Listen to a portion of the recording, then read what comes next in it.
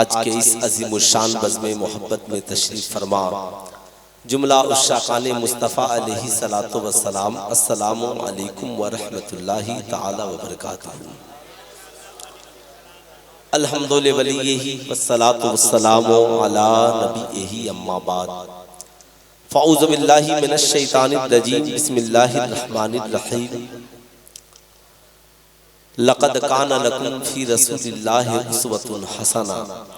सदक़ल्लाहुल अलीयुल अज़ीम। बल्लग़ना रसूलुहुन नबियुल अमीनुल मकीनुल करीम।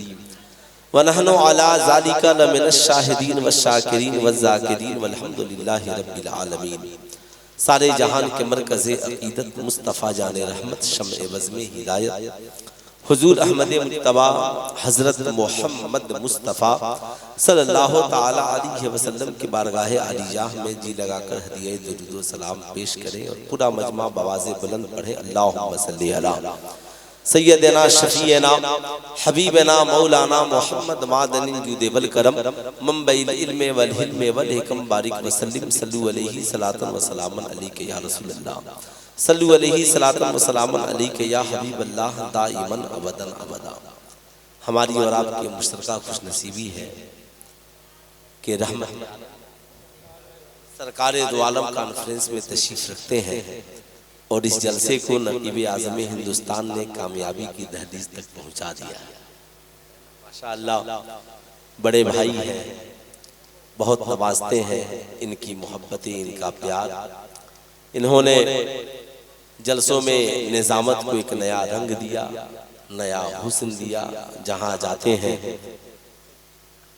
प्यार का कुहे हिमाला है ये। अल्हम्दुलिल्लाह अल्लाह रब्बुल इज़्ज़त हज़रत अल्लामा अबरार अहमद उर्फ हलचल सिवानी साहब को सलामत रखे। माशाअल्लाह ये सिवान जाहिर सी बात है, इमसाल बरेली शरीफ स्टेज पे भी लोग कह रहे थे कि अली अहमद सिवानी साहब थे। बहुत दिनों के बाद सिवान का कोई खतीब आया है ना, तो बहुत अच्छा लगा। एक साहबजादे ने मुझसे पूछा कि बेंगलौर में कि हजरत ये सिवानी सिलसिला बड़ा अच्छा लगता है, ये कहाँ से चला है? मैंने कहा अली अहमद सिवानी साहब से चला था, है ना। और जो है कि हलचल सिवानी साहब इसके साहबे सज्जादा हैं, कलकत्ता में रहते हैं। मेरा भी ताल्लुक उसी खानकाह से है। हज़रत मौलाना इलियास कादरी साहब क़िबला की मोहब्बतें। मैं सबसे पहले कमेटी के जुमला अफराद को मुबारकबाद पेश करता हूँ कि आप लोगों ने इस पुरफितन दौर में मोहब्बत के इस चिराग को जलाने का काम किया। एक शेर में पढ़ता हूँ, है ना, कि दुनिया ने देखने का नजरिया बदल दिया। दुनिया ने देखने का नजरिया बदल दिया, अल्लाह के रसूल का किरदार देख। अल्लाह के रसूल का, अल्लाह के रसूल का किरदार देख। आज हम मुस्तफ़ा जाने रहमत की मोहब्बत की महफिलें सजाते हैं, आंगनों को सजाते हैं, घरों को सजाते हैं, महफिलों को सजाते हैं। काश एक बार नबी की सीरत के नूर को हम अपनी जिंदगी में उतार लें। बस एक बार नबी की सीरत से हम अपनी जिंदगी को सजा लेते तो गलियां बाद में सजती, नस्लें पहले सज जाती। बड़ा पुरफितन दौर है, बड़ा पुरआशोक माहौल है। ऐसे माहौल में मोहब्बत का चिराग आपने पूरी रात जलाने का काम किया। मुझसे पेशतर आपने खतीबुल हिंद हज़रत मौलाना मुफ्ती मोइनुद्दीन साहब क़िबला चतुर्वेदी की गुफ्तगू, फिर हलचल सिवानी साहब जहाँ हो वहाँ मोहब्बत की बात ना हो, प्यार की बात ना हो, इखलाक़ व वफ़ा की बात ना हो। सरकार ने यही तो पैगाम दिया ताइफ के मैदान में। कहा जिब्रील मैं चाहूँ तो इन फरिश्तों से कह सकता हूँ कि कुफ़ार के इन ताइफ के इन कुफारों पे पहाड़ों को पलट दिया जाए, ये तो खत्म हो जाएंगे। मगर मेरी निगाहें देख रही हैं कि मेरे इस इखलाक को देखकर इनकी नस्लें कहेंगी पत्थर चलाने वाले को मुस्तफा नहीं कहते, पत्थर खाकर दुआएं देने वाले को आमिना का लाल कहते। इनकी नस्लें दुआएं देंगी, इनकी नस्लों में कलमा पढ़ने वाले होंगे। एक दिन आएगा कि इस ताइफ की वादी में जिन लोगों ने मुझे पत्थर मारे हैं उन्हीं की औलादें मेरा नाम लेने वाली होंगी। यहाँ पे उनके नामों निशान मिट जाएंगे। दुनिया देखकर कहेगी अल्हम्दुलिल्लाह, हर जानिब एक ही गूंज होगा, ला इलाहा इल्लल्लाह मुहम्मदुर रसूलुल्लाह सल्लल्लाहु अलैहि वसल्लम। जाहिर सी बात है, अब आप सरकार की सीरत पढ़ें, सरकार को हर जानिब से पढ़ें। इंसान दुनिया में आता है, चला जाता है। लोग साहब अपने बाप दादा को याद भी करते हैं। कुछ लोग आज भी ऐसे हैं जो पूरे भारत में और बिलखुसूस बिहार में हर शख्स अपने बाप दादा से पूछ रहा है, आपके बाबा का नाम क्या था, आपके दादा का नाम क्या था, आपके परदादा का नाम क्या था। कितने साल हमारे बाप दादा के गए हुए होंगे? 200 साल, 150 साल। अभी तो भारत को आजाद हुए भी 100 साल नहीं हुआ है। आप जरा सा याद रखें और सोचें। मगर मुस्तफा जाने रहमत 20 अप्रैल 571 ईस्वी को इस दुनिया में तशरीफ ले आए। आप 2024 में घटाइए तो 1453 साल से बनते हैं। अब आप जरा सा सोचें कि 1453 साल का जमाना गुजर गया, 1450 साल से ज्यादा का जमाना गुजर गया, मगर मुस्तफा जाने रहमत लोगों के दिलों में जैसे कल आबाद थे वैसे ही 1450 वर्ष बाद भी आबाद है। आज पूरी दुनिया में मुस्तफा जाने रहमत के नाम के नगमे हैं। आला हजरत की जबान में यूं कहिए, फर्श अर्श पे ताजा, फर्श पे ताजा छेड़छाड़, अर्श पे तुरफा धूमधाम, कान जिधर लगाइए तेरी ही दास्तान है। आखिर इसकी वजह क्या हो सकती है? हलचल सिवानी ने कहा, सुल्तान रजा, जब तक बाप की जरूरत हो लोग याद करते हैं, जब तक दादा की जरूरत हो लोग याद करते हैं, जब तक उस्ताद की जरूरत हो शागिर्द याद करता है, जब तक पीर की जरूरत हो मुरीद याद करता है, जब तक भाई की जरूरत है भाई कोई भाई याद करता है। मगर अल्लाह ने मुस्तफा जाने रहमत को कायनात के लिए, दोनों आलम के लिए ऐसी जरूरत बना करके भेजा कि कुरान में रब फरमाता है, मैंने इंसान सबको बनाया है। इंजीनियर भी इंसान है, डॉक्टर भी इंसान है, प्रोफेसर भी इंसान है, आलिम भी इंसान है, हाफिज भी इंसान है, हिंदू भी इंसान है, मुस्लिम भी इंसान है, क्रिश्चियन ईसाई भी इंसान है। मैंने इंसान सबको बनाया है, मगर रहबर और रहनुमा सिर्फ मुस्तफा जाने रहमत को बनाया है। वमा अरसलनाका इल्ला रहमतल लिल आलमीन, मैंने मुस्तफा जाने रहमत को सारी कायनात के लिए रहबर और रहनुमा बनाया है।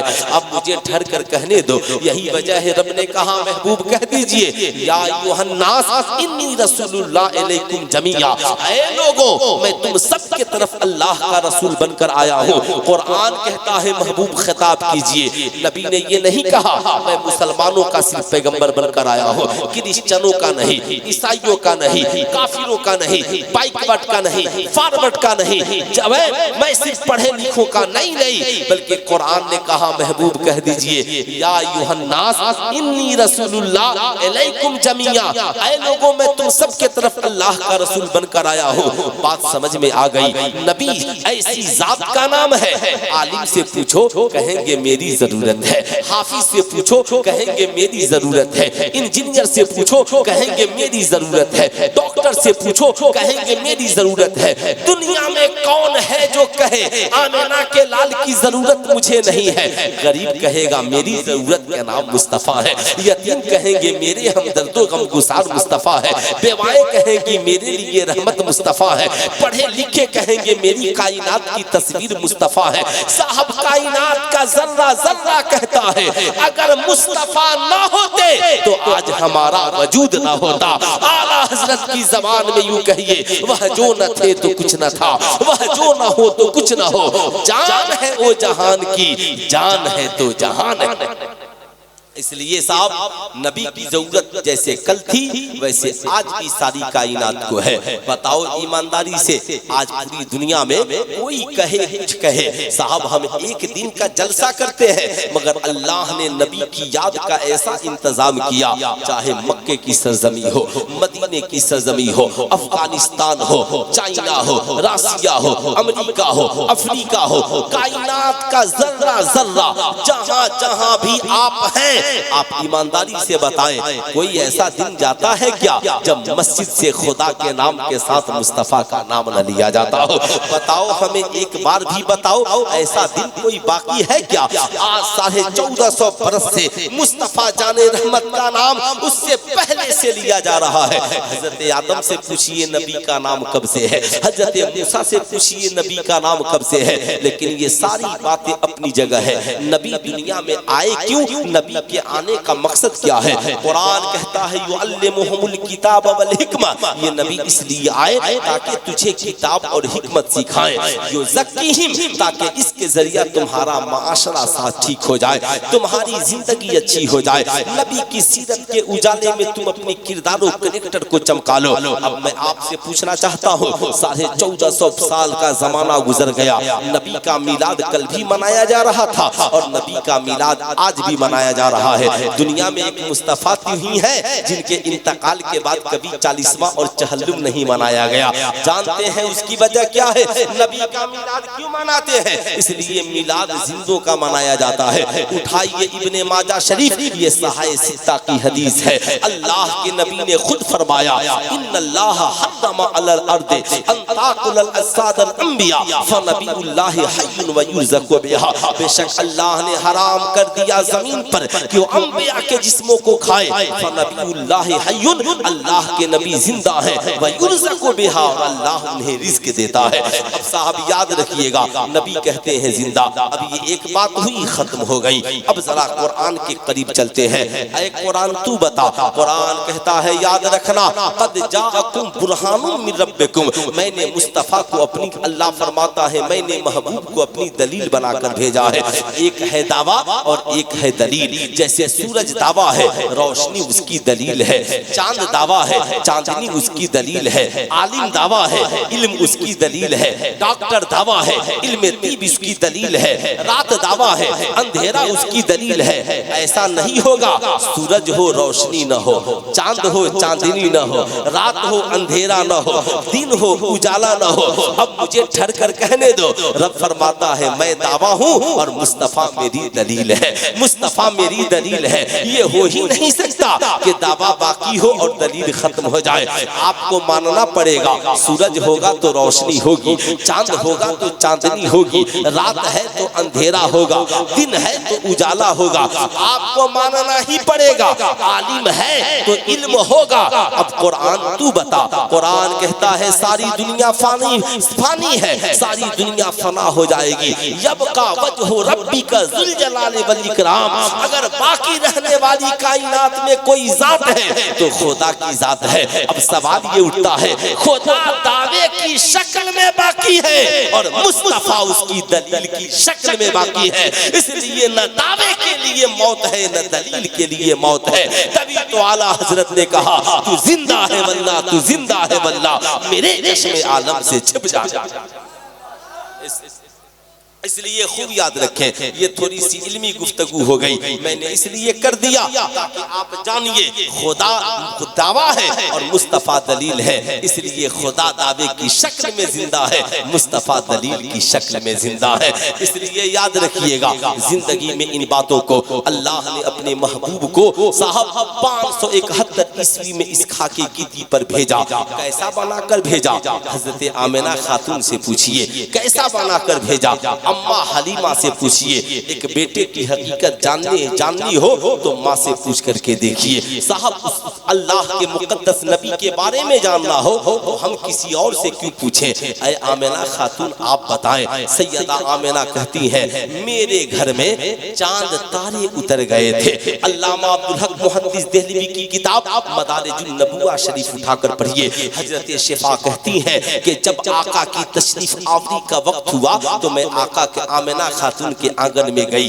मैंने देखा चांद तारे जमीन पर आ गए हैं। मैं बच कर चलती कि कहीं तारों से टकरा न जाऊं, कहीं सितारों से टकरा न जाऊं। अल्लाह अल्लाह, ये नूर का इंतजाम रब ने आमिना के आंगन में किया।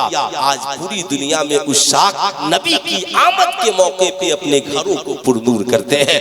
जाहिर सी बात है। अब जरा आगे बढ़िए। सैयदा आमिना कहती हैं, मेरे पेट से एक नूर निकला, ऐसा चमका कि पूरी कायनात रोशन व मनव्वर है। मैंने मशरिक को देखा, मगरिब को देखा, काबे की छत को देखा, मशरिक में झंडियां, मगरिब में झंडियां और काबे की छत पे झंडियां। मैंने नबी के नूर की रोशनी में सारी कायनात को देख लिया। जब आमिना खातून नबी के नूर की रोशनी में सारी कायनात को देख सकती है तो वो नूर वाला मदीने में रहकर हम आशिकों को क्यों नहीं देख सकता है, तो क्यों नहीं देख सकता है। और कोई गैब क्या, तुमसे नेहा हो भला, जब तक खुदा ही छिपा, तुम पे करोड़ों दुरूद। ये सारी बातें अपनी जगह पे मुसल्लम है, लेकिन अब जरा आगे बढ़िए। सैयदा आमिना खातून कहती है, जब आका तशरीफ ले आए तो मेरे शहजादे, मैंने सोचा कि शहजादे को गोद में उठाऊं, दूध पिलाऊं। मैंने क्या देखा, मैं अपने शहजादे को तलाशने लगी, किधर है। देखती हूँ मेरा शहजादा अपनी पेशानी को जमीन पे रखकर खुदा की बारगाह में सजदा कर रहा है। अब जरा ठहरिएगा, नबी इस खाके की ईद पर तशरीफ लाए, नबी ने अभी दूध नोश नहीं फरमाया, अभी माँ की गोद में बैठकर सांसें नहीं ली, माँ के प्यार को हासिल नहीं किया, बल्कि आमिना के लाल ने पैदा होते ही अपनी पेशानी को जमीन पे रखकर सजदा किया और बोल पड़े, अल्लाहु अकबर कबीरा, अल्हम्दुलिल्लाह कसीरा, सुबहानल्लाह बुकरतम व असीला। और पूरी कायनात के इंसानों को पैगाम दिया, ऐ लोगों, तुम्हारी जिंदगी का असल मकसद ये नहीं है हम बहुत ऐशो इशरत की जिंदगी गुजारे, हम बड़ी अमीरी कबीरी वाली जिंदगी गुजारे, नहीं, बल्कि अल्लाह के नबी ने बताया, तेरी जिंदगी का असल मकसद ये है कि तेरी पेशानी खुदा की बारगाह में झुकने वाली हो जाए, तू अपनी पेशानी को सजदों से सजा ले। तभी तो नबी ने फरमाया, अस्सलातु कुर्रतु ऐनी, नमाज मेरी आंखों की ठंडक है। मैं आपसे पूछना चाहता हूँ, क्या आपने कभी अपने बच्चों को बताया, बेटा तू 20 साल का होकर नमाज नहीं पढ़ता?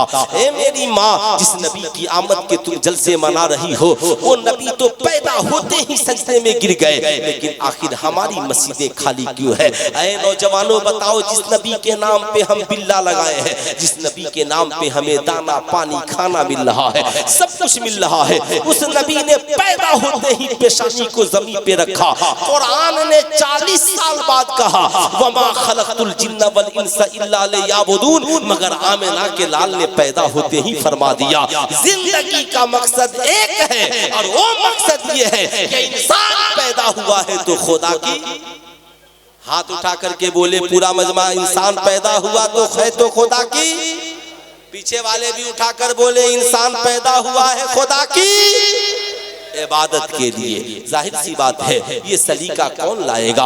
आज हलचल सिवानी साहब से पूछिए, साहब छोटे छोटे बच्चों से पूछिएगा ना, शहजादे को सुनाओ तो छोटे छोटे बच्चे सुनाते हैं, मछली जल की रानी है, जीवन उसका पानी है। मैंने एक दिन एक बच्चे से पूछा, ये बताओ, अगर मछली को पानी से अलग कर दिया जाए, कहा सर उसकी मौत हो जाएगी। मैंने कहा मैं पानी को मछली से अलग कर दूंगा। कहा आप करेंगे ना तो मैं उठा के पानी में रख दूंगा, इसलिए कि मछली मर जाएगी। मछली को जिंदा रहना है तो पानी में रहना पड़ेगा। ऐ मेरी कौम के शहजादों, आज पूरी दुनिया के बच्चे बच्चे को याद है, मछली पानी के बगैर जिंदा नहीं रह सकती, मगर आज से 1450 बरस पहले आमिना के लाल ने ऐलान किया, अल मोमिनो फिल मस्जिद कसमको फिल मा, मोमिन का रिश्ता मस्जिद से ऐसे है जैसे मछली का रिश्ता पानी से है। पानी मछली, मछली पानी के बगैर जिंदा नहीं रह सकती और मोमिन मस्जिद के बगैर जिंदा नहीं रह सकता, नहीं रह सकता। हम अपना रिश्ता कम से कम मस्जिदों से जोड़े, हम अपना रिश्ता सरकार की सुन्नतों से जोड़े, हम अपनी जिंदगी में कम से कम आका करीम की किसी सीरत को ले आए, हम अपनी जिंदगी में कम से कम आका करीम की एक सुन्नत को जिंदा करें। आपसे मैं पूछना चाहूंगा, ऐ मेरी कौम के शहजादों, याद रखना जिंदगी में इन मकामात को। आज के बाद हमारे दिल में ये शौक जागे, हम अपनी बेटियों को नमाज की तलकीन करें, हम अपने बेटों को नमाज की तलकीन करें। मस्जिद से जब मुअज्जिन आजान की सदाएं देना तो हमारी जिम्मेदारी बनती है अपने नर्म नाजुक बिस्तरों को छोड़कर खुदा की बारगाह में हाजिर हो, नमाजी बने नमाजी। अपने छोटे छोटे बच्चों को बताएं, जिस नबी के नाम पे तुम जुलूस में निकले हो, वो नबी पैदा हुए तो पैदा होते ही नबी ने अपनी पेशानी को जमीन पे रखकर खुदा की बारगाह में सजदा किया। बोलिए, हम सबको सजदा करना चाहिए कि नहीं करना चाहिए? हाथ उठा करके बताएं, करना चाहिए कि नहीं करना चाहिए? करना चाहिए ना, करना चाहिए ना। हाथ नीचे कीजिए। कोई ऐसा नौजवान है जो आज से ये वादा कर ले कि इंशाअल्लाह कल से मैं 5 वक्त नमाज मुस्तफ़ा जाने रहमत की मोहब्बत में पढ़ूंगा? इंशाअल्लाह पढ़ेंगे आप लोग?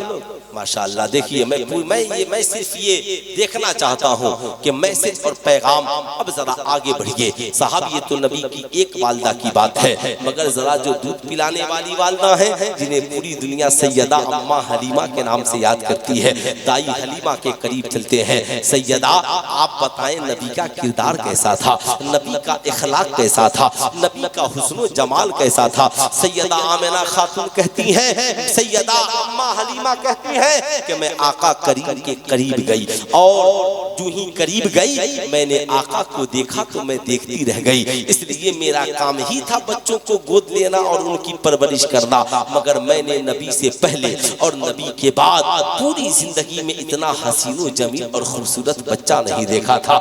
मैं आका को देखती तो देखती रह गई। आंखें लाजवाब, चेहरा लाजवाब, इतने हसीनो जमील, इतना सोड़ा और खूबसूरत मैंने बच्चा देखा ही नहीं था। आका करीम की आंखें बंद थी, आका सोए थे। मैंने सोचा आका को जगाऊं, जो ही मैं करीब गई आका करीम की आंखें खुल गई। नबी मुस्कुरा पड़े, यूं मुस्कुराए जान सी कलियों में पड़ गई, यूं लब कुशा हुए के गुलिस्ता बना दिया।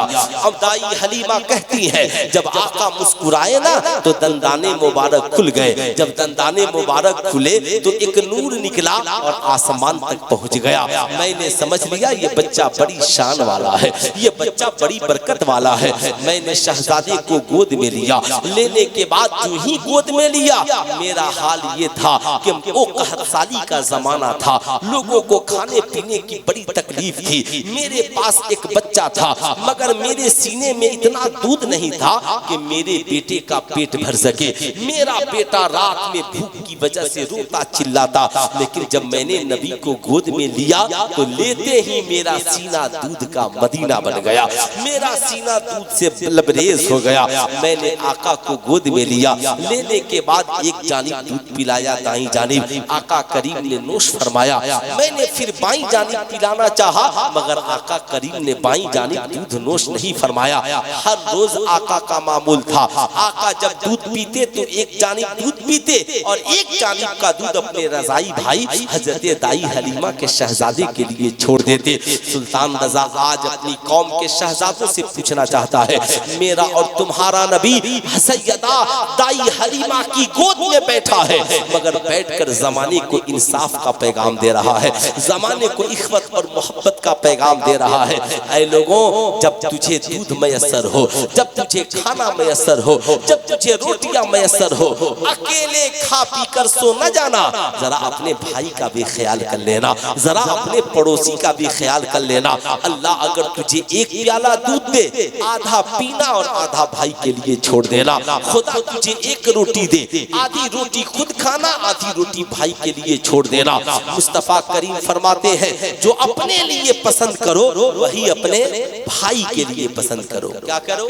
जो अपने लिए पसंद करो, अपने पूरा मजमा हाथ उठाकर बोले, जो अपने लिए पसंद करो अपने भाई के लिए पसंद करो। अब याद रखिएगा अल्लाह के नबी फरमाते हैं तुम में का कोई शख्स उस वक्त तक साहिब ईमान नहीं हो सकता जब तक जो अपने लिए पसंद करे वो अपने भाई के लिए पसंद न करे। मगर आज हालात बिगड़ गए, आज समाज में अजीब बदलाव आ गया। किसको फिक्र है हमारा भाई हमारे साथ रहेगा कि नहीं रहेगा? हम साहब बड़े आलीशान महल में जीते हैं, मेरा भाई गरीबी की जिंदगी जी रहा है। हमने साहब पेट भरकर रोटियां खा ली, मेरे गरीब भाई के बच्चों का पेट भरा की भी के नहीं भरा, हमें साहब इस बात की फिक्र नहीं है। जलसा मनाने वालों खूब मनाओ, सुल्तान रजा कहना चाहेगा जलसा मनाने वालों मनाओ। कभी जलसा जिस नबी के नाम पे करते हो उस नबी को भी मनाने की कोशिश करो। उस नबी को मनाना जिस दिन हमने शुरू कर दिया हमारा किरदार अच्छा हो जाएगा, हमारा कैरेक्टर अच्छा हो जाएगा। आज थोड़ी सी बात हो गई, हमने भाई को भुला दिया, हम भूल गए हमारा कोई भाई भाई है, हम साहब बीवी बच्चों में मस्त और हमने भाइयों को भुला दिया। मैं ये नहीं कहता बीवियों का ख्याल मत करो, मैं ये नहीं कहता अपने बच्चों का ख्याल मत करो। याद रखना मर्द की कमाई में पहला हक उसकी माँ का है, उसके बाप का है, फिर बीवी बच्चे रिश्तेदार भाई बहन सबका हक है।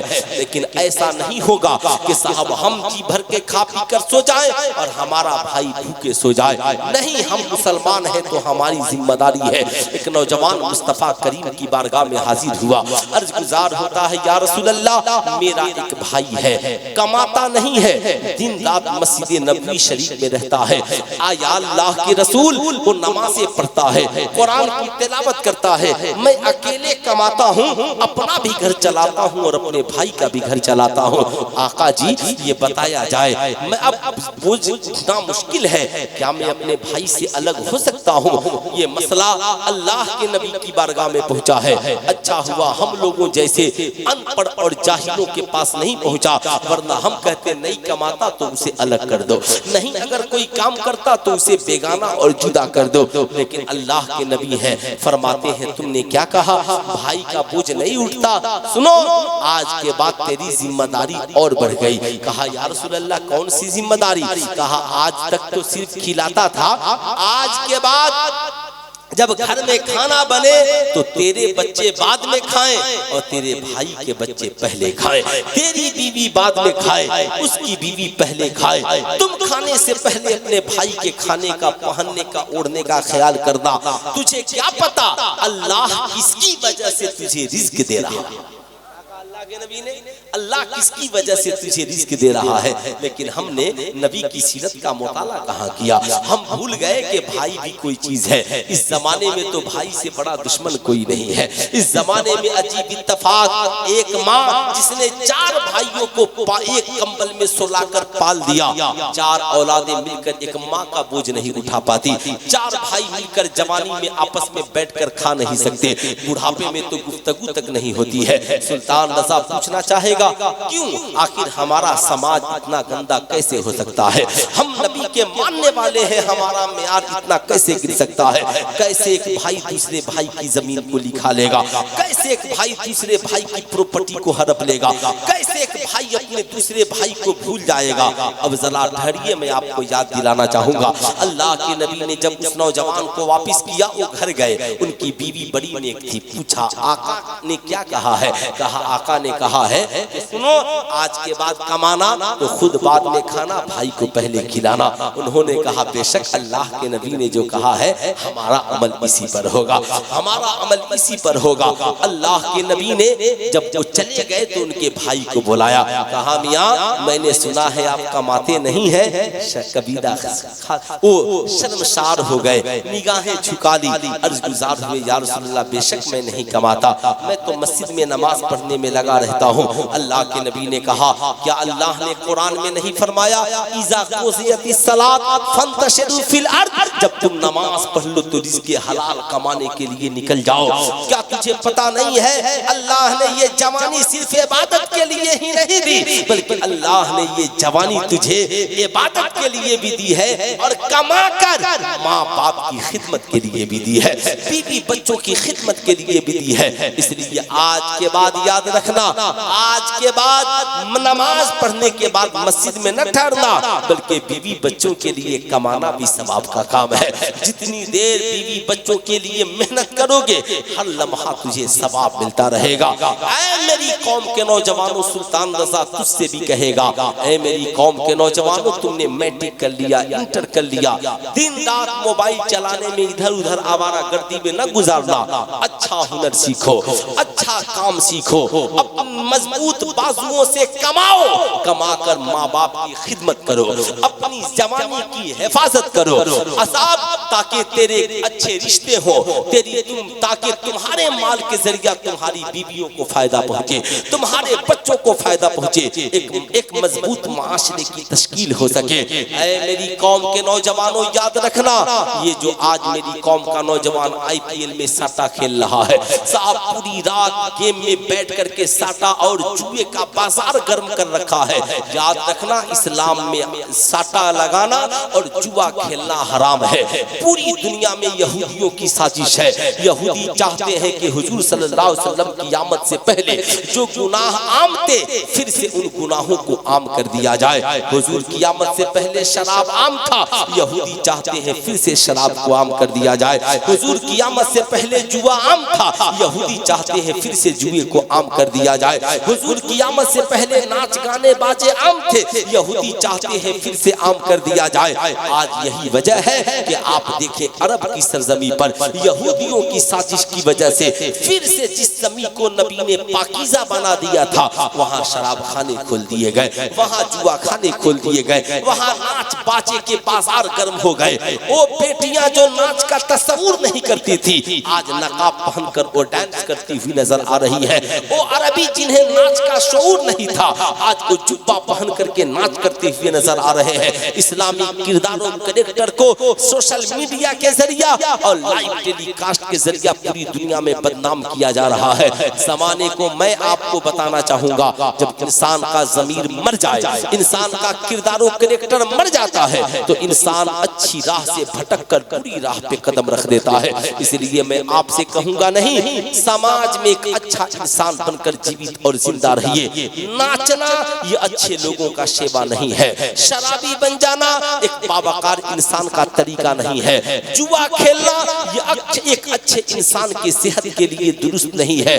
अच्छा बनिए, समाज में मेहनत से कमाइए, खाइए, भाइयों का ख्याल कीजिए। याद रखिए, जिन लोगों ने बेईमानी से दौलतें हासिल कर ली, जिन लोगों ने साहब किसी की प्रॉपर्टी को हड़प लिया, बहनों को हिस्सा नहीं दिया, भाइयों के कमजोर भाइयों के जमीनों जायदाद को हड़प करके रख लिया, याद रखें आप हाजी बन गए, आप नमाजी बन गए। बरोज़े महशर कुछ लोग ऐसे होंगे जिनके पास पहाड़ के बराबर नेकियां होंगी लेकिन उनके सामने मसाइल होंगे। उनके पास पहाड़ के बराबर नेकियां होंगी मगर उनके सामने वो लोग खड़े होंगे जिनकी दुनिया में उसने जमीनें ले ली थी, किसी का माल रख लिया था, किसी की दौलत रख ली थी। याद रखें, अल्लाह फरमाता इन्ना बतश रब्बिक लशदीद, तेरे मौला की पकड़ बहुत सख्त है। बरोज़े महशर आपको एक एक दाने का हिसाब देना है। फमय्यामल मिस्काल ज़र्रतिन खैरन यरा वमय्यामल मिस्काल ज़र्रतिन शर्रन यरा, तेरी एक एक नेकी का बदला दिया जाएगा। बाबू खैरियत, आप लोग जा रहे हैं? अच्छा, पानी पीने जा रहे हैं, जाइए पी करके आ जाइए। माशाअल्लाह बड़े नेक बच्चे हैं। मैं ये नहीं कहता कि आप जलसे से जरूरत हो तो नहीं जाए, लेकिन मैं ये जरूर कहता हूँ कि जब कोई खतीब खिताब करे तो बैठ करके थोड़ा सा कुछ तो दीन सीख करके जाएं। याद रखें, साहब मैदान महशर कायम है। अब वो इंसान के पास पहाड़ों की बराबर नेकियां मगर लोग खड़े हैं। रब फरमाएगा आज इंसाफ होगा। रब फरमाएगा बता इसने तेरी कितनी दौलत ली थी? कहा मौला इतनी दौलत। कहा बता इसने सच कहा? कहा हाँ ए मालिको मौला ये सच बोल रहा है, मैंने इसकी इतने बीघे जमीन रख ली थी, इतनी जायदाद। कहा इसकी नेकियां इसके बदले में इसे दे दो।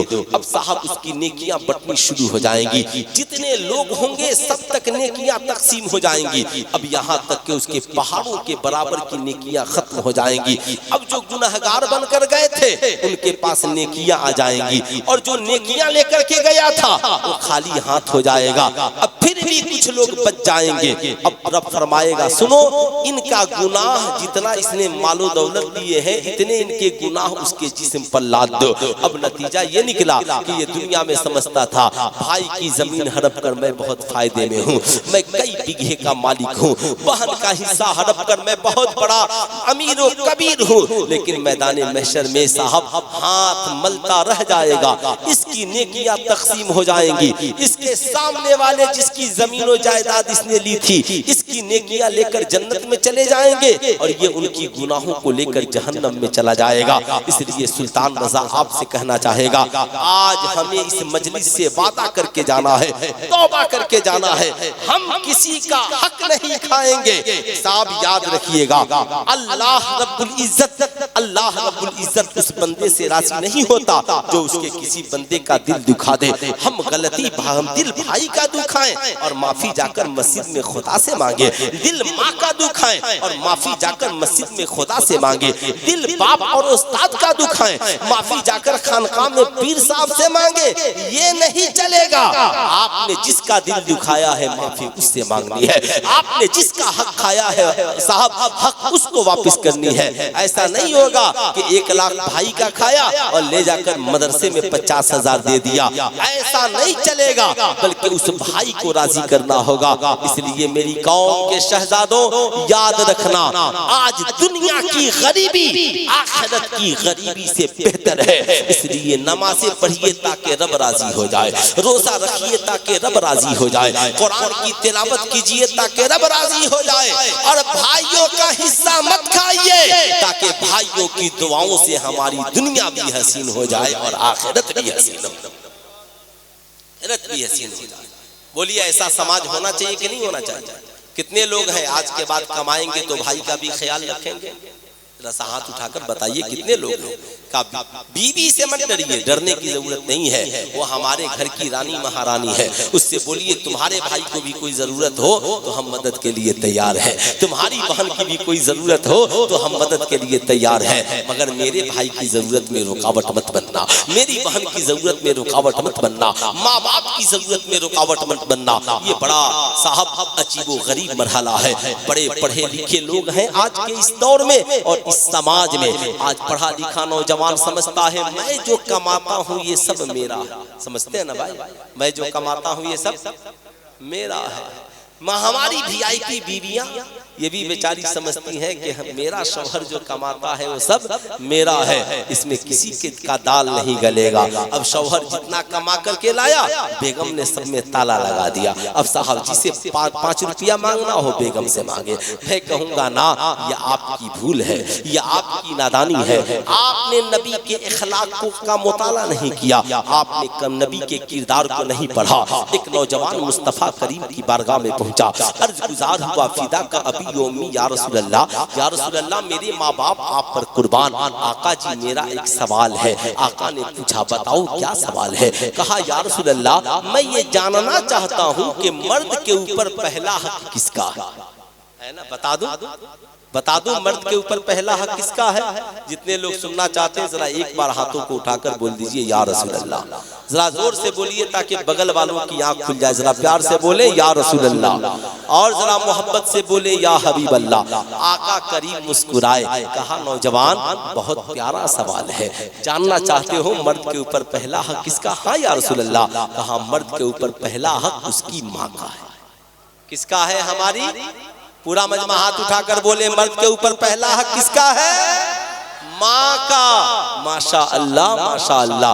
आका करीम से नौजवान ने दूसरी बार पूछा आका फिर किसका? कहा माँ का। फिर ठहर गया, तीसरी बार पूछा आका जी अब किसका? कहा माँ का। फिर ठहर गया, चौथी बार पूछा या रसूल अल्लाह अब किसका? आका फरमाते हैं तुम्हारे बाप का। ठीक यही सवाल आला हजरत से पूछा गया, हुजूर बताया जाए मर्द कमाए तो क्या करे? आला हजरत ने जवाब दिया मर्द 100 रुपए कमाए तो 75 माँ को दे दे और 25 बाप को दे दे। इसलिए कि हुजूर ने 3 बार माँ का जिक्र किया है और 1 बार बाप का जिक्र किया। एक बार बाप का जिक्र किया है। कहा गया हुजूर माँ और बाप जाहिर सी बात है। कहा या रसूल अल्लाह ये बताया जाए माँ का रुतबा बड़ा है या बाप का रुतबा बड़ा है? आला हजरत ने जवाब लिखा मोहब्बत माँ से ज्यादा करो और अदब बाप का ज्यादा करो। इसलिए कि तुम्हारा बाप तुम्हारी माँ का भी हाकिम है, तुम्हारा बाप तुम्हारी माँ का भी हाकिम है।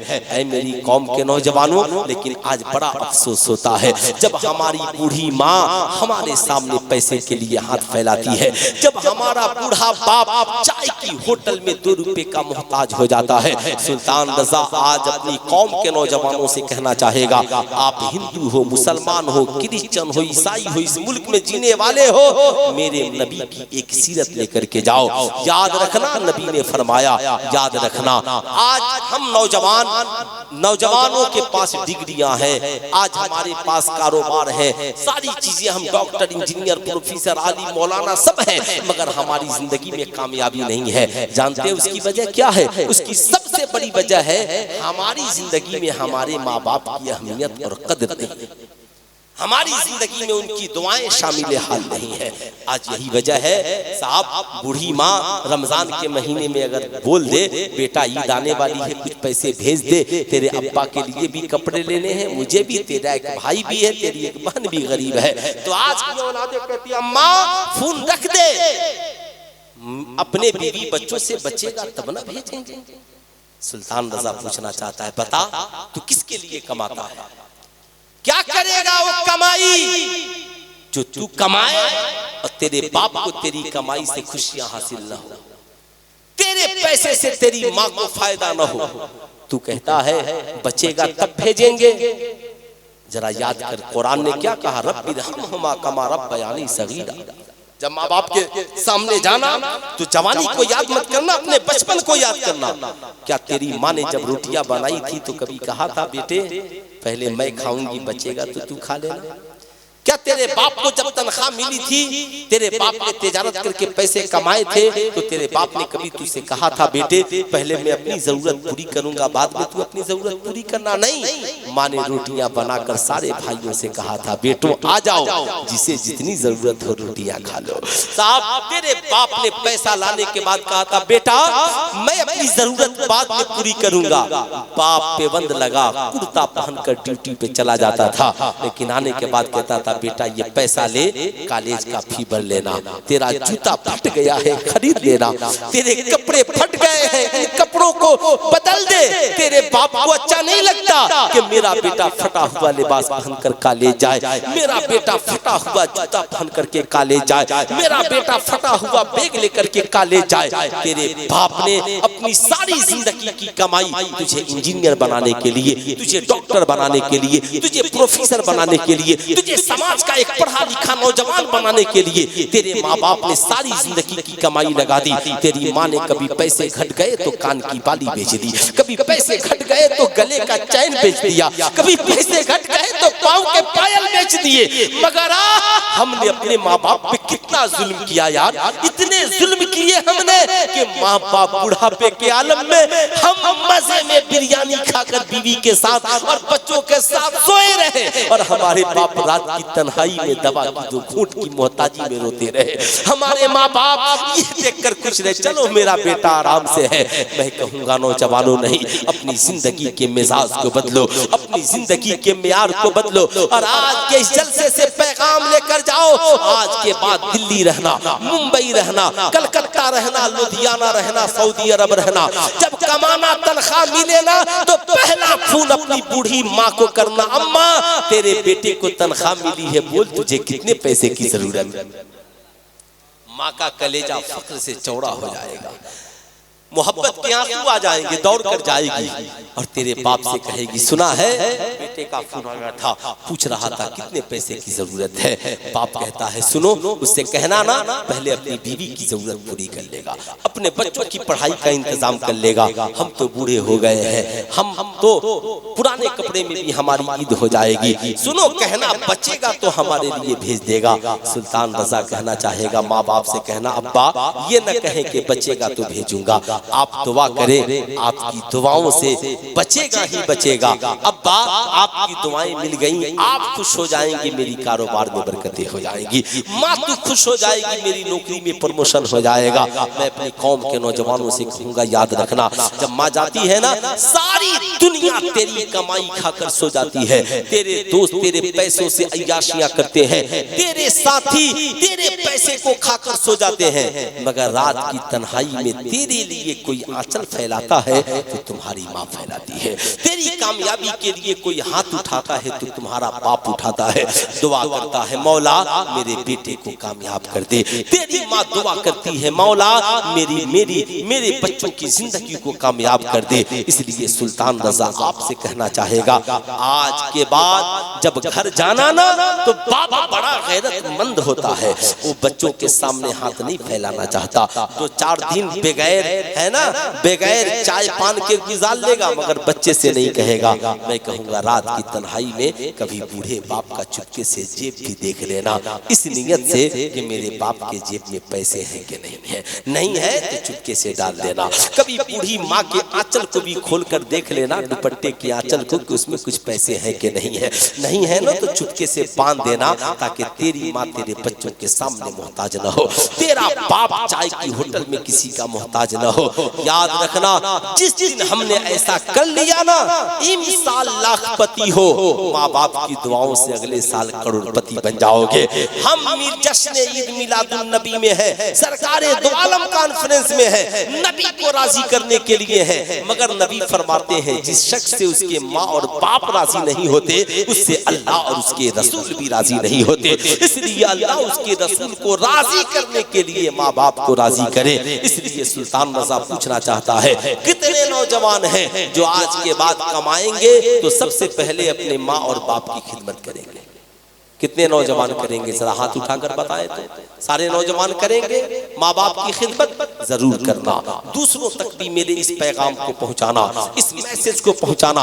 अपनी जिंदगी में इनकलाब लाने के लिए ये काफी है, मगर आज हमारा समाज और माशरा जिधर जा रहा है। अब एक बात मैं आपको बताना चाहूँ, अभी कुछ दिनों पहले आपने देखा होगा भारत में तरह तरह की मूवीज और फिल्में बनाई जाती हैं। मैं अपने बरादराने वतन से भी कहूँगा, आप भी इस मामले में हमारे साथ खड़े हो, ताकि कोई किसी पे कमेंट न कर सके।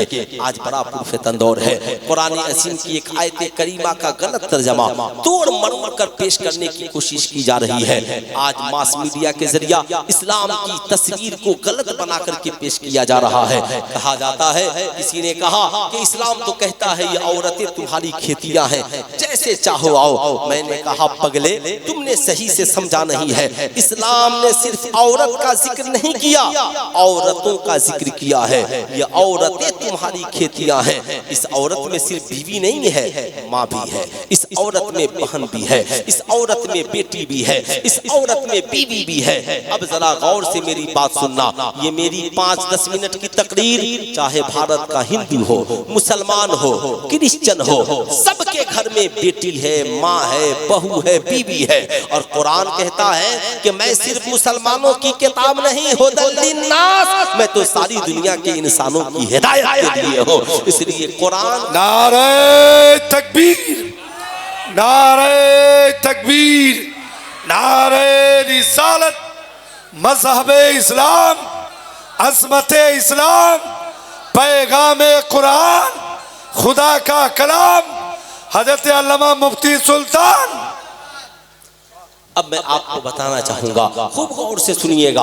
इस्लाम ने कहा ये औरतें तुम्हारी खेतियां हैं, इनका ख्याल ऐसे करना जैसे तुम अपनी खेतियों का ख्याल करते हो। याद रखिएगा, खेतियों का दर्द किसी किसान से पूछिए। खेतियां कैसे की जाती हैं, पानी कब देना है, खाद कब डालना है, बीज कब डालना है, कब साहब उसकी जवानी पे पानी देना है, कब फसल को काटना है, कैसे पत्थर और बारिश से बचाना है, ये एक किसान से पूछिए। किसान कहेगा तुम क्यों हर रोज खेत देखने जाते हो?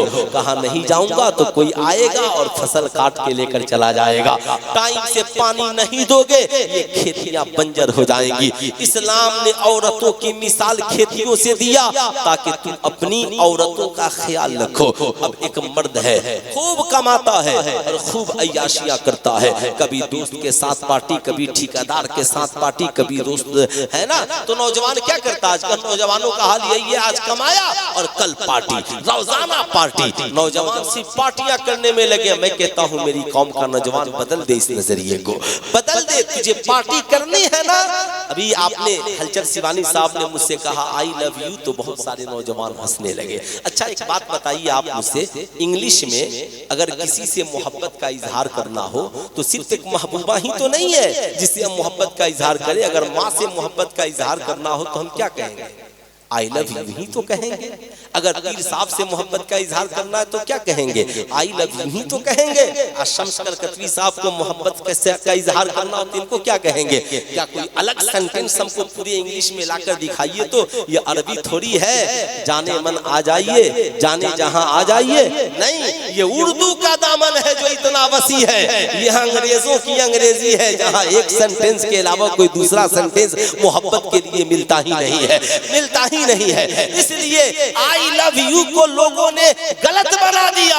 मैं कहता हूं आई लव यू का इस्तेमाल करो, मगर माँ के लिए करो, बहन के लिए करो, भाई के लिए करो, इमाम के लिए करो, दोस्तों के लिए करो। क्यों सिर्फ ऐसा करते हो? इसलिए मैं आपसे कहूंगा, जब आ रहा है ना शबे नूर की रात, तो अपने हर मोबाइल के वाल पर लगाओ आई लव यू मोहम्मद रसूलुल्लाह सल्लल्लाहु अलैहि वसल्लम। ये तो हक है नबी का, ये तो हक है नबी का। लेकिन हम तो साहब बहन से बोलने में शर्माते हैं, माँ से बोलने में शर्माते हैं। तो अगर माँ, कभी तो मैं माँ से भी कहता हूँ, बेटे से कहो कि तुमको मैंने इतने जो पैसे देकर इंग्लिश पढ़ाए, इंग्लिश में मुझसे मोहब्बत का इजहार करो, है ना? तो साहब याद रखें इन बातों को। मैं अर्ज कर रहा था, अब खूब गौर से सुनिएगा साहब। ये औरत इस्लाम ने कहा खिदकियां मर्द कमा रहा है, दिन भर पार्टी, मैं कहूंगा मत कर पार्टियां। उन पैसे को लेकर के आ, तू दोस्त को खिलाना है ना, माँ को लाकर उसी पैसे का को दे दे। माँ मटन मंगा दे, मेरे 2-4 दोस्त भी आएंगे, ताकि माँ बाप भाई बहन भी खाए, तू भी खाए, ताकि माँ बाप की दुआओं से तेरे दोस्तों की जिंदगी भी अच्छी हो जाए। आज नौजवानों ने एक हंगामा खड़ा कर लिया, आज उस होटल में पार्टी, कल उस होटल में पार्टी, गली गली में रेस्टोरेंट। बंद करो इन बातों को, सुनो, याद रखना, नबी की सीरत को पढ़ो। हजरत अब्दुल मुत्तलिब उस वक्त तक खाना नहीं खाते जब तक सरकार दस्तरखान पे नहीं हो। जनाब अबी तालिब उस वक्त तक खाना नहीं खाते जब तक के आका दस्तरखान पे नहीं हो। इसलिए इज्तिमाई तौर पर खाओ। अगर साहब ठीक है, अगर एक घर में कई भाई रहते हैं ना, कोशिश करो सब खाना लाओ, एक जगह मिल करके खाओ। जब एक जगह मिलकर बिस्मिल्लाह पढ़कर खाओगे ना, मोहब्बत भी बढ़ेगी, खाने में बरकत भी हो जाएगी, खाने में बरकत भी हो जाएगी, खुलूस बढ़ेगा, प्यार बढ़ेगा, आपस में मोहब्बत का इजहार करो। बंद करो इसे। आज साहब ये नौजवान जो दोस्तों में 5000 उड़ाता है और बीवी कह दे कि मुझे मैका जाना है, 2-4-5 हजार दीजिए, तो माथे से पसीना आ जाता है। अब किसी पे रोब चलता नहीं, मगर बीवी पे तो रोब चल जाएगा। क्या करेगी पैसा लेकर के? डांट टपट कर उसको सीधा कर दिया। अब साहब अब वो डर गई, अब कभी इससे पैसा नहीं मांगेगी, लेकिन उसे पैसे की जरूरत तो है। याद रखिएगा, मेरी तकरीर एक तहरीक के तहत होती है, इसे दिल में जगह दीजिएगा, याद रखिएगा। अब आप बार बार डांट दोगे, पैसा किसी से तो मांगेगी, अब साहब को मजबूर होकर दूसरे से मांगेगी, तीसरे से मांगेगी। तू कपड़ा तेरा पहनेगी, मकान में तेरे रहेगी, घर तेरा होगा, मगर कहेगी मेरा शौहर है, मगर वो मुझसे मोहब्बत नहीं करता। क्यों? इसलिए कि तू उससे मोहब्बत की दो बोली नहीं बोलता, तू उससे मोहब्बत और इजहार की कभी बातें नहीं करता, कभी तू उससे खबरों खैरियत नहीं पूछता, कभी तुझसे नहीं पूछता कि तेरे लिए भी कुछ चाहिए, तुझे भी कुछ पसंद है, नहीं पूछता। घर में तुम्हारी माँ है, माँ को पैसे की जरूरत है, कहता माँ क्या करेगी पैसा लेकर के, तुमको कहाँ जाना है, घर में खाना पीना नहीं है क्या? ये कोई तरीका नहीं हुआ। माँ के भी अपने ख्वाहिशात हैं, बाप के भी, माँ के भी अपने ख्वाहिशात हैं। अगर तू माँ की जरूरत नहीं पूरी करेगा, तेरी माँ दूसरों से पैसा मांगेगी। तेरी बहन है, तेरी बहन कॉलेज में पढ़ने जाती है, तू अपनी बहन को कमा करके उसकी जरूरत पूरी नहीं करेगा, अब बहन है, तुझसे क्या कहेगी? तू कभी पूछता भी नहीं या नहीं देता कि 500 रुपए ले ले, अपने महीने की जरूरत पूरी करना, जरूरत के जो सामान हो खरीद लेना। मेरी बहन, जब तक तेरा भाई जिंदा है, तेरी हर जरूरत पूरी करेगा, मगर कॉलेज के किसी आवारा लड़के के सामने अपनी कलाई न फैलाना, किसी साहब रिश्तेदार में या किसी के सामने हाथ न फैलाना। कुछ जरूरत हो मुझसे कहना, तेरा भाई अपनी हैसियत के मुताबिक तेरी खिदमत करेगा। जिस दिन तू कह देगा ना, तेरी बहन का सीना चौड़ा हो जाएगा, फख्र से कहेगी हट, मुझे किसी की हमदर्दी की जरूरत नहीं है, मेरे लिए तो मेरा भाई काफी। बेटी आपकी है, आप भूल जाते हैं आपकी बेटी जवान हो गई, मैट्रिक में है, इंटर में है, बीए में पढ़ रही है। अब साहब उसे पैसे की जरूरत है, मोबाइल की जरूरत है, लैपटॉप की जरूरत है, जिस चीज की भी जरूरत है उसे, है ना, सोने चांदी जेवरात की जरूरत है, तो उसे कहो बेटी हम तेरी हर ख्वाहिश पूरी करेंगे अपनी हैसियत के मुताबिक, मगर मेरी बेटी कॉलेज के किसी आवारा लड़के से कभी पैसा न मांगना, रिश्तेदार में किसी से पैसा न मांगना। ए बेटी मैं तुझे शहजादी की तरफ पाल कर रखा हूँ। औरत की जिंदगी का सबसे बड़ा मकसद है अल हया व शुबतुम मिनल ईमान, हया ईमान का हिस्सा है। नतीजा क्या निकलता है, जब हम अपनी बेटियों को डांट देंगे, जब हम खुद कमा कर अपनी बेटियों को नहीं देंगे, अपनी माओ को नहीं देंगे, अपनी बहनों को नहीं देंगे, अपनी बीवियों को हम कमा करके नहीं देंगे, तो हमारी माँ बहन बहू बेटियां दूसरों से मांगेंगी, वो दूसरा उनकी इज्जत का नाजायज फायदा उठाएगा। यही वजह है इस्लाम ने कहा ये औरतें तुम्हारी खेतियां हैं, इनका ख्याल खेतियों की तरह करना, कमाना तो इन्हें देना, इन्हें अच्छा कपड़ा पहनाना, इन्हें अच्छा मकान देना, इनकी जरूरत के सामान देना, इनकी निगहबानी करना, वरना तू देखता रह जाएगा, दूसरा आएगा चारा डालेगा और तेरी फसल काट कर अपने घर लेकर के चला जाएगा, तू देखता रह जाएगा, तू सिर्फ अब पुलिस स्टेशन में रिपोर्ट लिखाएगा और तेरी बहन कहीं और चली जाएगी। इसलिए मैं कहूंगा आज के बाद कमाओ तो अपनी हैसियत के मुताबिक बीवी, माँ, बेटी, बहन पे खर्च करो। इस्लाम यही पैगाम देता है, औरतों की रखवाली खेतियों की तरह करो। जिस दिन हमने ऐसा किया इंशाअल्लाह हर बहू, बेटी, बहन हमसे मोहब्बत करने वाली होगी। बोलिए ऐसा होना चाहिए कि नहीं होना चाहिए? कितने नौजवान सपोर्ट में हैं कि ऐसा होना चाहिए, है ना, होना चाहिए ना, ऐसा कीजिए। देखिए जलसों का मकसद सिर्फ ये नहीं है जो आपने समझा है खूब नारे लगे जलसे कामयाब हो गए, है ना, खूब हमने नारे लगा लिए, नहीं, जलसों का असल मकसद है यहाँ से इनकलाब हो, हम यहाँ से कुछ सीख करके जाएं, हमारी जिंदगी में इनकलाब हो। अब मैं थोड़ी सी बात अपनी कौम की माँ बहन बहू बेटियों से करना चाहूंगा, आप भी गौर से सुनो, मेरी आवाज तुझ तक पहुंच रही होगी, इसलिए गौर से सुनना है। मेरी कौम की माँ बहन बेटी बता, क्या तेरा बाप गरीब होगा तो तुम इज्जत का सौदा कर लोगी? क्या तेरा भाई तुझे पैसा नहीं देगा तो गैरों के सामने अपनी इज्जत को बेच डालोगी? क्या तेरा शौहर अगर तुझे नहीं देगा पैसे तो क्या तुम इज्जत का सौदा कर बैठेगी? नहीं। ऐ मेरी कौम की शहजादियां, अल्लाह ने तुझे अनमोल बनाया है। अल हया व शुबतुम मिनल ईमान, हया ईमान का हिस्सा है। इसे तार तार न होने देना, बल्कि इसे अपनी जिंदगी में जगह देना। ऐ मेरी कौम की शहजादियों याद रखना, कौम बनी इसराइल की एक औरत है और साहब उसका शौहर रोजाना कमाता लाता, अचानक वो बीमार पड़ जाता है। जब बीमार पड़ा है, बच्चों को एक हफ्ते तक कोई गुजर बसर न हो सका, हफ्ते दिन से पूरा घर भूखा था। साहब छोटे छोटे बच्चे भूख से बिलक रहे थे। औरत मजबूर होकर पड़ोस के एक ताजिर के पास जाती है, ताजिर मुझे कुछ खाने का सामान दे दे, मेरा शौहर बीमार है, मेरे बच्चे भूखे हैं, आज हफ्ते रोज हो गए, घर में कुछ खाना नसीब नहीं हुआ। इतना सुनना था, ताजिर की उसकी जवानी पे नजर पड़ी, ताजिर की नीयत खराब हो गई। उसने कहा मैं तुझे माल दूंगा मगर तुझे मुझसे सौदा करना होगा, इज्जत और आबरू का। उस औरत ने कहा इस गरीबनी के पास है क्या? यही तो एक इज्जत है जो खुदा ने दी है और बचा कर रखा हूँ। मैं तो अमीर हूँ नहीं कि मेरे पास दौलत सरबत हुकूमत तख्तो ताज है, मैं ऐसा नहीं कर सकती। वापिस चली गई साहब। लेकिन जब बच्चों की भूख प्यास और बीमार शौहर को देखकर वापिस पलट आई, उसने कहा ताजिर मेरे पास अब यही एक चीज है, तू ले ले, मगर मेरे बच्चों की जिंदगी के लिए मुझे कुछ राशन दे दे। ताजिर कन्हाई में लेकर उस औरत को पहुंचा, मगर उसका जिस्म खौफे खुदाबंदी से कांप रहा था। गरीब है मगर खौफे खुदाबंदी सीने में है। यही खौफ पैदा करने की जरूरत है। जो खुदा मस्जिद में देख रहा है वो खुदा मस्जिद के बाहर भी देख रहा है। जो खुदा आसमान से देख रहा है वो खुदा तेरे तुझे घर के अंदर भी देख रहा है।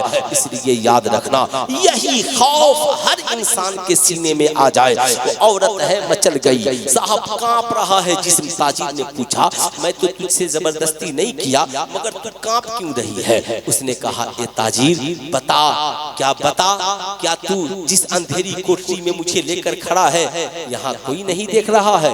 ताजिर ने कहा, कोई नहीं। कहा, तेरा ईमान नहीं कि खुदा देख रहा है?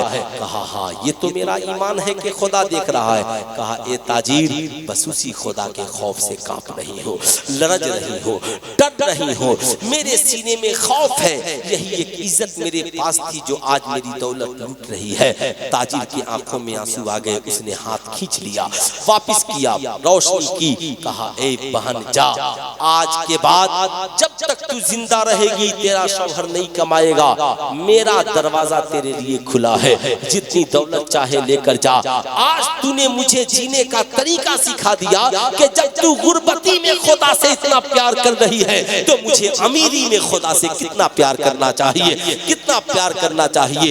एक औरत चाह दे करोड़ों बदमिजाजों को अच्छा बना सकती है, माशरे को बदल सकती है, कौम का मिजाज बदल सकती है। साहब वापिस गई, राशन लेकर बच्चों को खिलाया, शौहर की खिदमत की। रात की तन्हाई में मुसल्ला बिछाकर सजदे में चली गई। मौला, ताजिर को के हवाले मैंने अपने आप को कर दिया था, मगर तेरा करम है ताजिर ने मुझे छोड़ दिया।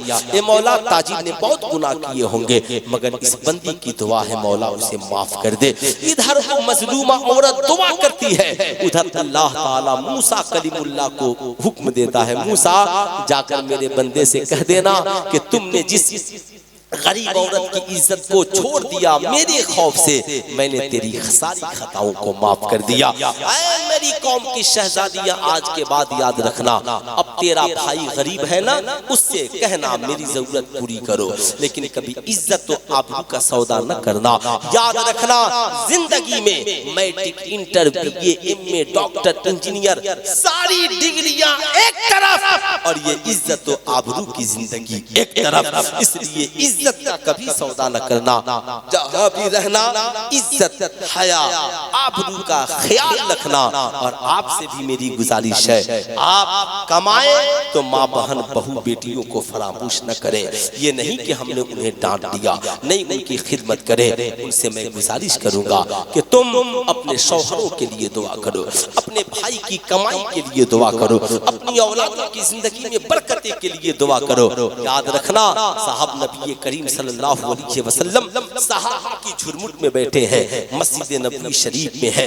इतने में एक मुकद्दस खातून चली आ रही है, आका करीम की नजर पड़ी, खड़े हो गए, सहाबा भी खड़े हो गए। साहब आका करीम ने चादर मुबारक को उतार कर बिछा दिया, कहा आप यहाँ बैठे। सहाबा गुजार हुए, या रसूल अल्लाह, सारी दुनिया आपकी ताज़ीम करती है, मगर ये कौन मुकद्दस खातून है जिनकी ताज़ीम मुस्तफ़ा फरमा रहे हैं? अल्लाह के नबी ने कहा, मेरे सहाबा नहीं जानते, ये मेरी दूध पिलाने वाली माँ दाई हलीमा है, जिनकी ताज़ीम के लिए तेरा पैगंबर खड़ा है। बस ये मेरा आखिरी पैगाम है सबके लिए, आज के बाद आप कहीं भी रहे, आप दोस्तों की महफिल में बैठे हैं, बूढ़ी माँ आ गई फौरन खड़े हो जाए, बाप आ गए खड़े हो जाए, पूछे अब्बा कोई जरूरत, कोई बात। अगर तुम अपने दोस्तों के सामने अपने बाप को गालियां दोगे, तेरा दोस्त तेरे बाप की इज्जत नहीं करेगा। तुम दोस्तों के सामने अपनी माँ की कमी गिनवाओगे तो तेरे दोस्त तेरी माँ की इज्जत नहीं करेंगे। नौजवानों, दोस्ती घर के बाहर, किसी नौजवान दोस्त को घर के अंदर लेकर न आना, बहन बहू बेटियों और माँ से न मिलाना। नहीं, ठीक है माँ है तो चलिए, बाप कोई बात नहीं, लेकिन बहन से न मिलाना, बीवी से न मिलाना नहीं। इस्लाम ने एक दायरा बनाया है, इसलिए इस दायरे में जिंदगी गुजारो, अपनी इज्जत और आबरू की खुद हिफाजत करो। जिंदगी में जहाँ रहो माँ बाप की ताजीम और कद्र करो। घर में बैठे हो, तेरी बीवी और बच्चे तेरे बगल में है, तेरी बूढ़ी माँ आ जाए खड़े हो जाओ, बीवी पूछेगी क्यों खड़े हो गए, कह देना सरकारे दो आलम कॉन्फ्रेंस में एक मौलवी साहब आए थे, बता करके गए कि सरकार तो मस्जिद नबवी में अपनी माँ की दूध पिलाने वाली माँ के लिए खड़े हो गए, मैं तो उस माँ के लिए खड़ा हूँ जिसने दूध भी पिलाया है और पेट में 9 माह खूने जिगर भी पिलाया है, जिसने उंगलियां पकड़ के चलना सिखाया है। इसलिए माँ और बाप की ताजीम हर हाल में जरूरी है। आखिरी पैगाम हमें तो सब जुलूसे मोहम्मदी निकालेंगे ना। अरे बोलिए जुलूसे मोहम्मदी निकालते हैं ना आप लोग? कितने लोग जाते हैं जुलूसे मोहम्मदी सल्लल्लाहु अलैहि वसल्लम में? सारे लोग जाते हैं, लेकिन मेरा एक पैगाम है। सिर्फ आप लोग झंडियां लेकर जाते हैं ना? अरे बोलिए झंडियां लेकर के जाते हैं? मैं आपसे कहूंगा इस बार जुलूस में आपको झंडियां कम लेकर के जाना। झंडियां 2-4 आगे 2-4 पीछे, बाकी आपको कार्डबोर्ड पे इंग्लिश में हिंदी में जैसे भी हो मुस्तफ़ा जाने रहमत सल्लल्लाहु अलैहि वसल्लम की 63 साला जिंदगी में जो जो पैगाम नबी ने दिया है, तो आप हर पैगाम नहीं पहुंचाएं, नबी का एक पैगाम बोर्ड पर लिखकर आप जुलूस में भी लेकर निकले। और आपके पास जो सोशल मीडिया का प्लेटफॉर्म है, आपके पास फेसबुक है, व्हाट्सएप है, इंस्टाग्राम है, जो भी है, आप सोशल मीडिया के माध्यम से मुस्तफ़ा जाने रहमत की एक पैगाम को दुनिया में पहुंचाएंगे। जैसे एक नौजवान ने तख्ती ली और लिखा, नबी का फरमान शराब पीना हराम है ना? तख्ती लिखा, इस्लाम में जना हराम है, लिखा इस्लाम में सूद हराम है, नबी ने फरमाया सूद खाना हराम है, लिखा बेटी खुदा की रहमत है, आपने लिखा नबी का फरमान माँ के कदमों के नीचे जन्नत है, बाप जन्नत का दरवाजा है, अल हया वो शुबतुम मिनल ईमान, हया ईमान का हिस्सा है। जब आप इसे लेकर तख्तियां चलेंगे ना, मीडिया वाले कवर भी करेंगे और आप पूछेंगे इस तख्ती का क्या मकसद है? कहा हम जिस नबी की याद में जुलूस निकाले हैं, ये उसी नबी का पैगाम है, ये उसी नबी ने हमें करना सिखाया है। कसम खुदा की मैं आपसे कहता हूँ ना कि याद रखना, दिन भर हम घूमते रह जाएं झंडियां लेकर नारा लगाते, कोई पैगाम नहीं पहुंचेगा।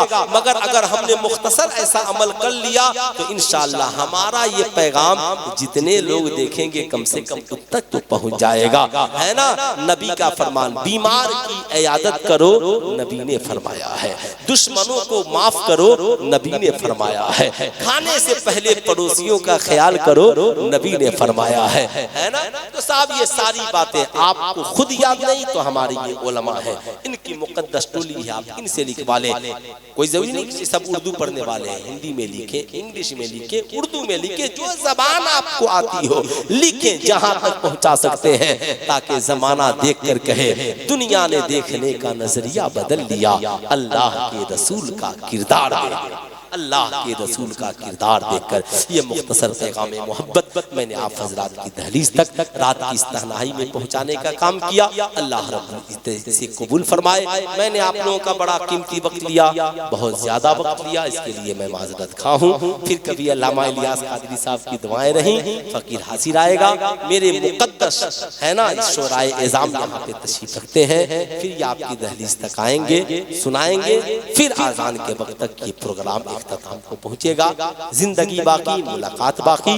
पूरा मजमा मिलकर पढ़ लीजिए अस्तगफिरुल्लाह रब्बी मिन कुल्ली ज़ंबी व अतूबु इलैहि। पढ़ लीजिए ला इलाहा इल्लल्लाह, अरे आवाज़ बुलंद पढ़िए ला इलाहा इल्लल्लाह मुहम्मदुर रसूलुल्लाह सल्लल्लाहु अलैहि वसल्लम। अस्सलाम वालेकुम।